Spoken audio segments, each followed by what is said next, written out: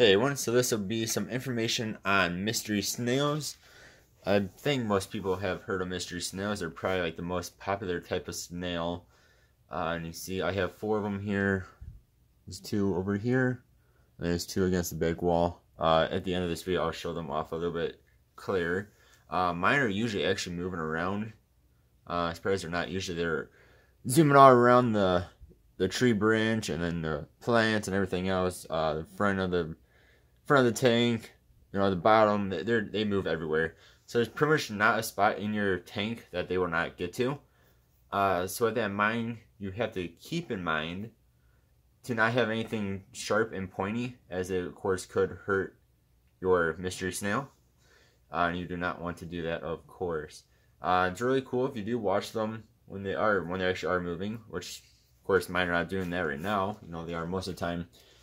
So sometimes they'll come up like here, and then they don't want to be up here anymore. There it is. Just kind of drop off and hit the bottom. It's pretty funny to watch. You kind of do like a cannonball. Oh yeah, so this is just going to be some basic information on these guys. So temperature wise, they should be in the 70s to low 80-degree Fahrenheit. They really do best in a 5-gallon tank or bigger. This is a 5.5 gallons. They will get bigger than what they are here. Not by a whole lot, but they will get bigger. For substrate wise, it is best to actually use substrate, gravel, sand, marbles, like the glass marbles. That type of stuff will work the best. Again, make sure it's not sharp and pointy, as that could of course hurt the mystery snail. So things like gravel, sand, stuff like that help the snail move across it. One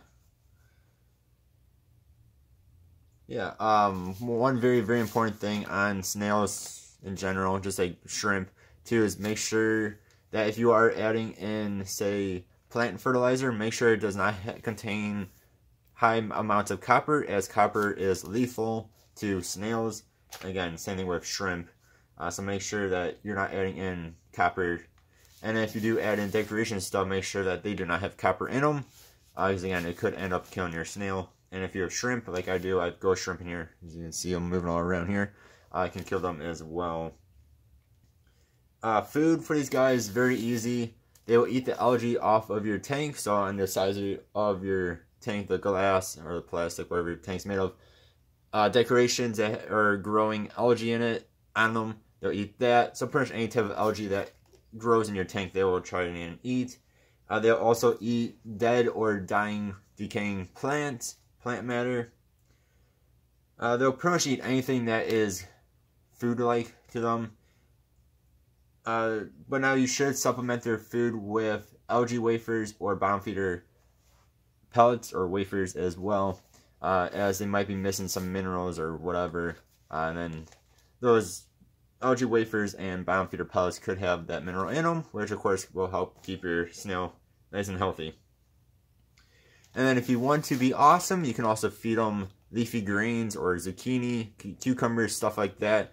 They make, in stores, they sell zucchini clips. So it's just like a little clamp or clip that's usually has like a suction cup or something.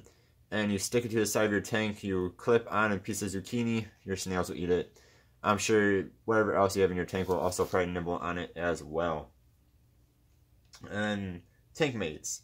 So other mystery snails, they are of course not going to fight with each other or try and kill each other.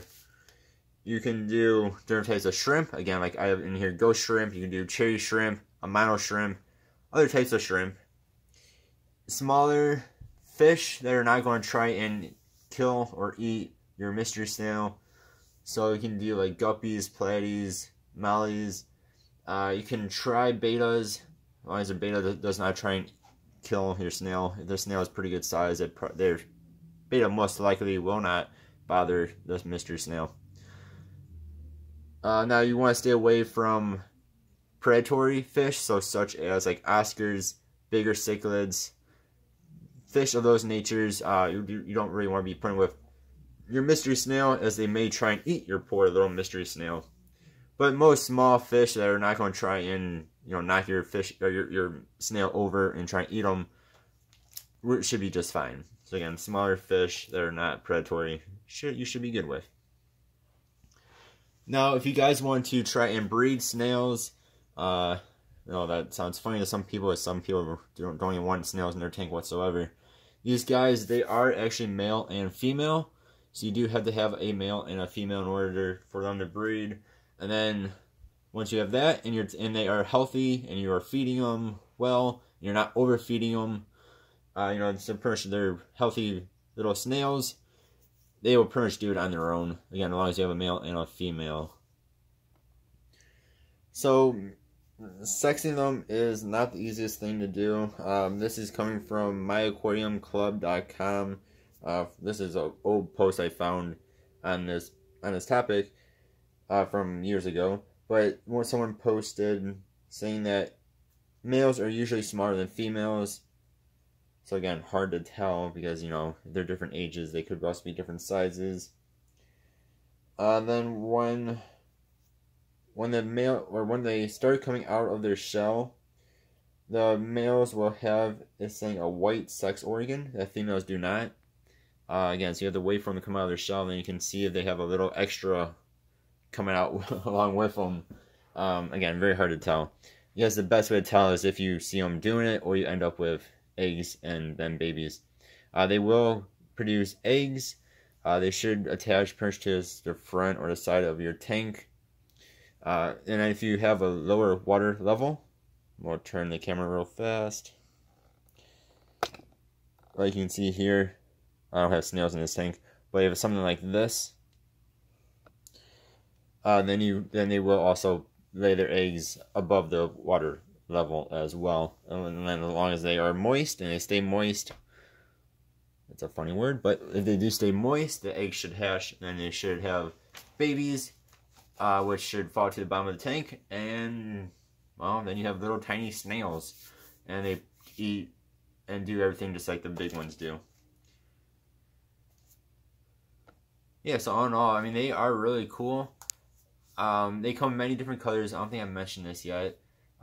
So main ones I see at PetSmart are black, brown, ivory, which is what this one is, and the one back there, and blue, which are what my other two are. In this video, and even in this tank with this lighting, they look like a light black color, but they're actually blue. My two favorite are ivory and blue, but the blacks and the browns are really nice looking too.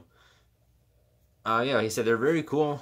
Usually mine are cruising around this tank. Of course, when I go to make a video, they're just sitting there, which maybe isn't such a bad thing since you can see them better. But yeah, they actually are active little boogers. I mean, this tank only has mystery snails and ghost shrimp. You see the ghost shrimp are always cruising around as well, as long as they don't feel threatened. Yeah, I mean, I do recommend them. If you do not want to end up with any snail babies, just get one. Otherwise, if you get multiple, you will risk having babies.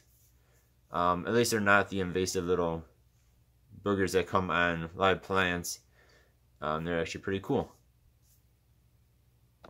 And then here is a closer up shot. So again, I have ivory and blue. And then again, ivory and blue. It's actually kind of funny because my one blue is usually hiding in the back corner by the heater. But right now they're all out. Yeah, so that is some information and care on mystery snails. Again, they are really cool little snails. I do like their colors. Eventually I might get a brown and a black one. I might even stick them in my 45-gallon tank, which I have some near-right snails in there right now. Yeah, so thank you guys very much for watching. Hopefully this was somewhat helpful. And I'll see you guys next time. Have a good one. Goodbye.